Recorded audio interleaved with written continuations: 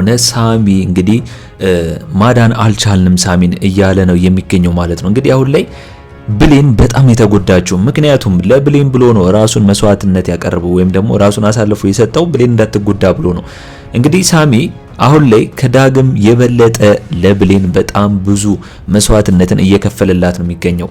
ለሷ እንደሚያስብላትና ለሷ እንደሚጨነቅላት ለሷ ስለወደዳትና ስለፈቀራት ራሱንም አሳልፎ ለመስጠት ዝግጁ እንደሆነ እንግዲህ በተግባር ነው ያሳያት ማለት ነው። አስቡት አሁን ላይ በኃይሉ ያንን ጩቤ ብሌንን ቢወጋት ኖሮ ከባድ ነበር። ነገር ግን ብሌን እንዳትወጋ ብሎ ራሱን አሳልፎ ሰጥቷል ሳሚ። ስለዚህ አሁን ላይ በኔ በኩል ሳሚ መሞት የለበትም ብዬ ነው ማስበው። ምክንያቱም በጣም ብዙ ችግሮችን አይቷል። እንደገናም ደግሞ ለብሌን ያኑላ መስዋዕትነትን ከፍሎ እንደዚህ በአጭር ጊዜ ከሞተ ፊልሙ በጣም ያስጠላል ነው ብዬ ማስበው። ሳሚ መሞት የለበትም፣ ሳሚ መትረፍ አለበት የምትሉ ሳሚ ከሞተ ፊልሙን በጣም ስለሚደብር መሞት የለበትም ሁላችሁም የምትሉ ኮሜንት ላይ ሐሳባችሁን አስቀምጡልኝ። እንግዲህ አሁን ላይ ቃል ነች እንግዲህ ለዚሁ ላይ ያደረገችው ምክንያቱም ብሌን ወዲያው ለናቷ ለገነት ወይም ደግሞ ለአሳዳጊዋ እናቷ ለገነት በመደወል ለሳሚ ቶሎ እንዲደርሱለት ብትደውልም ነገር ግን ቃል ያንን ስልክ አንስታ ደግሞ አውቃ ዝም ብላ ምንም እንዳልተፈጠረ ስላስመሰለች ለዛው ሁላ ተጠያቂ ማነች? አንደኛ ቃል ነች። ሁለተኛ ነገር ደግሞ ለሳሚ አለመትረፍ ተጠያቂ የሚሆነው ዳግም ነው። ምክንያቱም ብሌን ደውላ ለዳግም ልትነግረው ስትል ነገር ግን ዳግም የራሱን ሮሮና የቅናት ወሬውን የጀመረባት ማለት ነው። አንደኛ እንደዛ ደንግጣ ብሌን እያወራችው ምንድነው የተፈጠረው ችግሩ ምንድነው ብሎ ብሌንን ሳይሰማት ጭራሽ ወይ ከኔ ወይ ከሳሚ ምረጭ እያለ በዛ ሰዓት ላይ እንደዚህ የሚናገራት ለምንድን ነው? የዳግም ጓደኛ ባይመጣ ኖሮ አቤል ባይመጣ ኖሮ ይሄ ሁላ ነገር ራሱ ሳሚ ራሱ እዛ ሆስፒታል ሳይደርስ እዛው ሊሞት ይችል ነበር።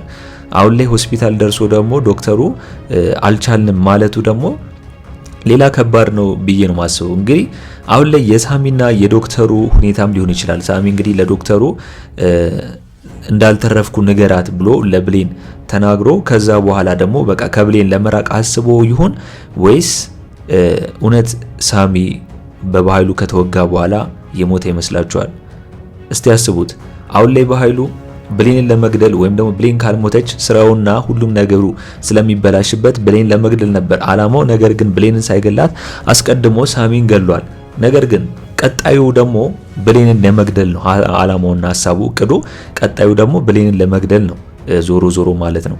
ስለዚህ ያንን ነገር ደግሞ እንዳያደርግ ወይም ደግሞ ያንን ነገር ብሌን ላይ እንዳይጨርስባት ወይም ደግሞ እሷን እንዳይገላት ግዴታ አሁን ላይ ሳሚ ራሱን አሳልፎ ስለሰጠው ወይም ደግሞ ሳሚ በብሌን ቦታ ስለተወጋላትና ስለሞተላት አሁን ላይ ሳሚ ምን ያህል እንደሚያፈቅራትና ምን ያህል እንደሚወዳት ብሌን ያረጋገጠችበት ወይ ነው ብዬ ነው ማስበው። አሁን ላይ በኃይሉ ተጨማሪ ሰው ወይም ደግሞ ከዚህ በፊት ለበኃይሉ አስፈላጊ የሆነ ሰው እያወራው ነው ደውሎ ማለት ነው።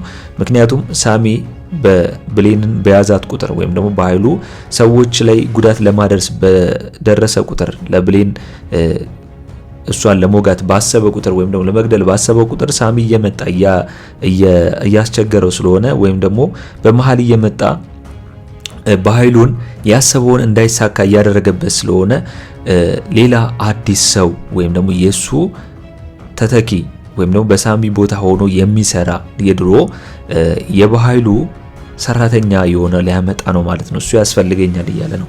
እሱ ከመጣ የፈለገውን በሙሉ ለማድረግ ውሳኔው ቀላል ነው ብሎ ነው የሚያስበው። እስቲ እናንተስ አሁን ላይ ሳሚ ይተርፋል አይተርፍም ብላችሁ ታስባላችሁ? እስቲ ሁላችሁም በኮሜንት ላይ ይተርፋል አይተርፍም የሚለውን ሐሳባችሁን አስቀምጡልኝ።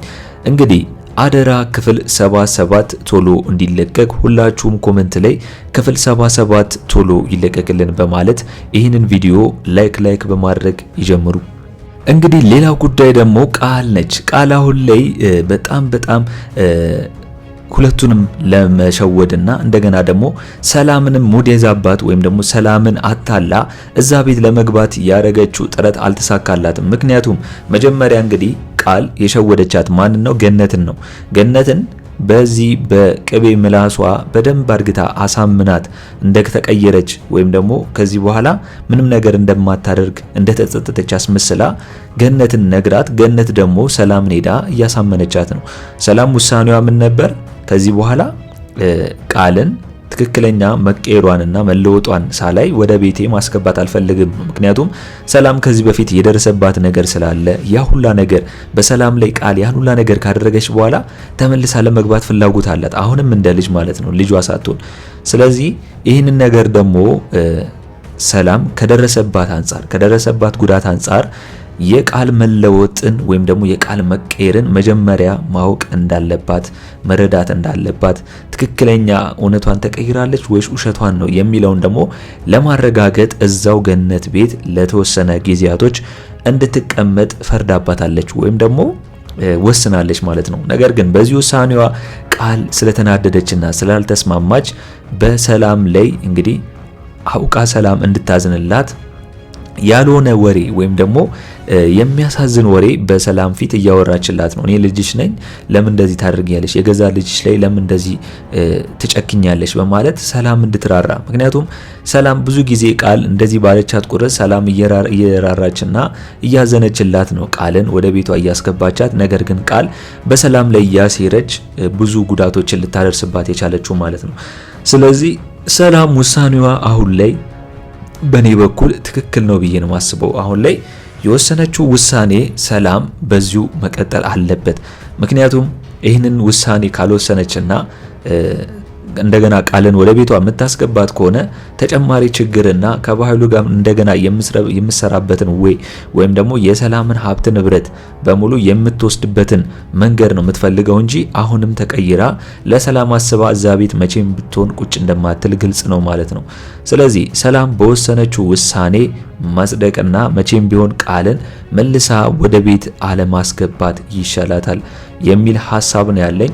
እስቲ እናንተስ በዚህ ጉዳይ ምን ይመስላችኋል? ሐሳብ አስተያየታችሁን ኮሜንት ላይ ማስቀመጣችሁ እንዳረሱ።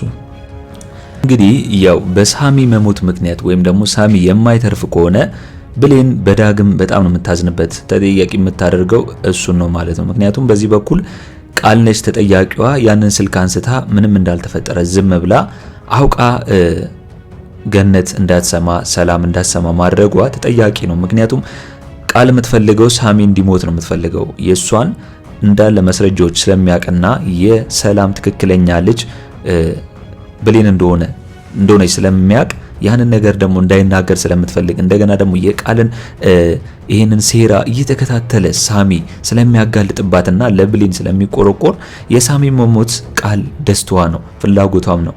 ለዛም ነው ሳሚ እንደዚህ ሆኗል ተወግቷል ስትባል አውቃ በዛው ስልክ ሰምታ ዝም ያለችው ማለት ነው። ነገር ግን ያንን ዝም ማለችው የዘራችውን እያጨደች ነው የምትገኘው። ማን? ቃል ማለት ነው። ምክንያቱም ሁሉም ነገር ያደረገችውን ነገር በሙሉ አንድ በአንድ እየተቀጣችና ዋጋዋን እየተሰጣት ነው የሚገኘው። ጭራሽ ሰላም ገና ለገና እዛው ገነት ጋር ለትንሽ ጊዜ ቆይ፣ መቀየርሽን ማወቅ አለብኝ። ገነት ያንቺ መቀየር ስትነግረኝ ብቻ ነው ወደኔ ቤት የምትመጪው ወይም ደግሞ የምትገቢው ብላት ይህን ነገር በነገረቻት ወዲያው ነው የተቀይራ ገነትን ስትሰድባትና ያንን ቤት ስታንቋሸሽ የነበረችው ማለት ነው። ስለዚህ የቃል እውነተኛ ባህሪዋ ከትንሽ ሰዓታትና ከትንሽ ደቂቃ በኋላ ገነትን ማውቃለች። ገነት እውነት ቃል የተቀየረችና እውነት ከበፊቱ የተሻለች መስላት ነበር ለሰላም እየተከራከረች ቃል ተቀይራለች እያለች ብዙ ጊዜ ለቃል እያሰበችላት የምትገኘው ማለት ነው። ነገር ግን የቃል ደግሞ ባህሪዋ እዛው ተለዋዋጭ ነው። ምክንያቱም ወደ ሰላም ቤት አትሄጂም ስትባል ትክክለኛ ባህሪዋ አፈንግጦ ወጥቶ በገነት ላይና በቤቱ ላይ ስድብ ማውረድ፣ እንደገና ደግሞ መቼም ቢሆን እዚህ ቆሻሻ ቤት አልኖርም እያለች እንግዲህ በሰላም ፊት ስትናገር ነው ገነትን።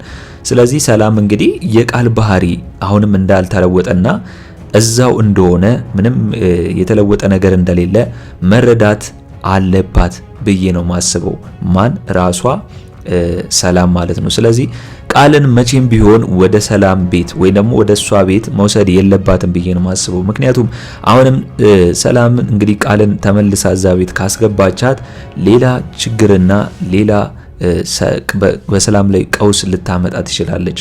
ምክንያቱም መቼም ብትሆን የምትቀየር ሴት አይደለችም። ተቀይራለች ብለን ስናስብ እንደገና ሰላምንም ይቅርታ ስትጠይቅ ወይም ደግሞ ገነትን ይቅርታ ስትጠይቃት እንደተቀየረች ለማስመሰል ነው እንጂ ትክክለኛ ቃል ተቀይራ አልነበረም። ስለዚህ ያ ሁላ ነገር ተጨምሮ ሰላም መቼም ቢሆን ቃልን ወደ ቤቷ መውሰድ የለባትም። ከወሰደች ግን በራሷ ላይ ችግር እንደምታመጣ ግልጽ ነው ማለት ነው።